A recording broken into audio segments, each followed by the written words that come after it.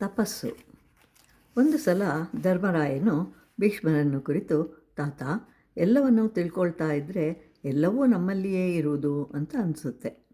ದೇವರು, ಆರಾಧನೆ ಸಮಸ್ತವೂ ನಮ್ಮಲ್ಲಿಯೇ ಇರುವುದು ಎನ್ನಿಸುತ್ತದೆ. ಅದನ್ನೇ ತಪಸ್ಸು ಎನ್ನುತ್ತಾರೆ. ಅದರ ಬಗ್ಗೆ ಕೆಲವು ಮಾತುಗಳನ್ನು ಹೇಳಿ ಅಂತ ಕೇಳ್ತಾನೆ ಧರ್ಮಜ ಭೀಷ್ಮರನ್ನು. ಆಗ ಭೀಷ್ಮರು, ಓ ಧರ್ಮರಾಯ, ಗೌತಮ ಮಹರ್ಷಿಯು ತನ್ನ ತಪಸ್ಸಿನ ಶಕ್ತಿಯಿಂದಲೇ ಅಲ್ಲವೇ ದೇವೇಂದ್ರನಾದ ಇಂದ್ರನನ್ನು ಶಪಿಸಿದ್ದು. ತಪಸ್ಸು ಅಷ್ಟು ದೊಡ್ಡದು. ಬೃಹಸ್ಪತಿಯ ಅಣ್ಣನಾದ ಉತ್ತಜನು ತನ್ನ ಆಶ್ರಮವನ್ನು ಮುಳುಗಿಸಲು ಪ್ರಯತ್ನಿಸಿದ ವರುಣನನ್ನೇ ಶಪಿಸ್ತಾನೆ. ಆದ್ದರಿಂದಲೇ ವಸಿಷ್ಠರು ವಿಶ್ವಾಮಿತ್ರರ ಸೈನ್ಯವನ್ನು ಹೇಗೆ ಎದುರಿಸಿದನು? ಎಷ್ಟೋ ಮಹರ್ಷಿಗಳು ಎಷ್ಟೋ ಜನರಿಗೆ ವರಗಳನ್ನು ಕೊಟ್ಟರು, ಶಾಪಗಳನ್ನೂ ಕೊಟ್ಟರು.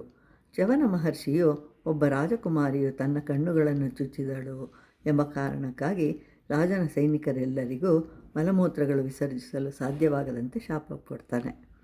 ಆದ್ದರಿಂದ ತಪಸ್ಸು ಬಹಳ ದೊಡ್ಡದು. ಅಂತಹ ತಪಸ್ವಿಗಳು ದಂಡ ಕಮಂಡಲಗಳನ್ನು ಧರಿಸಿರ್ತಾರೆ. ಆದರೆ ಅವುಗಳನ್ನು ಚಿಕ್ಕ ವಿಷಯಗಳೆಂದು ಭಾವಿಸಬೇಡ ಧರ್ಮರಾಯ. ಕೇವಲ ಅವರು ಕೈ ಕೆಳಗೆ ಇಟ್ಟುಕೊಳ್ಳುವಂತಹ ಸಾಮಗ್ರಿಯಲ್ಲ, ಹಾಗೂ ಕೇವಲ ಬಾಯಾರಿಕೆಯಾದಾಗ ನೀರು ಕುಡಿಯಲೂ ಅಲ್ಲ. ಇಂತಹ ದಂಡ ಕಮಂಡಲಗಳನ್ನು ಧರಿಸಿದ ಮಹರ್ಷಿಗಳಿಗೆ ಕೋದಂಡವನ್ನು ಧರಿಸಿದ ರಾಜ ಮಹಾರಾಜರೆಲ್ಲರೂ ಅವರ ಪಾದಗಳಿಗೆ ವಂದಿಸ್ತಾರೆ. ಆದ್ದರಿಂದ ನಾವು ಮಾಡಬೇಕಾಗಿರೋದು ತಪಸ್ಸೇ ಆಗಿದೆ.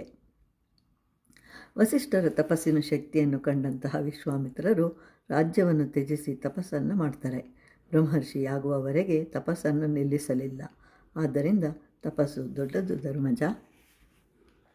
ಆಗ ಧರ್ಮರಾಯನು, ತಪಸ್ಸು ಎಂದರೇನು ಅಂತ ಭೀಷ್ಮರನ್ನು ಪ್ರಶ್ನೆ ಮಾಡ್ತಾನೆ.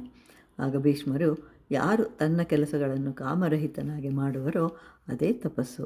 ಆ ಬಳಿಕ ಭಗವಂತನ ನಾಮಸ್ಮರಣೆ, ಅಂದರೆ ನಾವು ಯಾವುದೇ ಕೆಲಸವನ್ನು ಮಾಡುತ್ತಿದ್ದರೂ ಸಹ ಭಗವಂತನ ನಾಮವನ್ನು ಸ್ಮರಿಸುತ್ತಾ ಆ ಕೆಲಸವನ್ನು ಚೆನ್ನಾಗಿ ಮಾಡಿದರೆ ಅದೇ ತಪಸ್ಸು ಅಂತ ಹೇಳ್ತಾರೆ.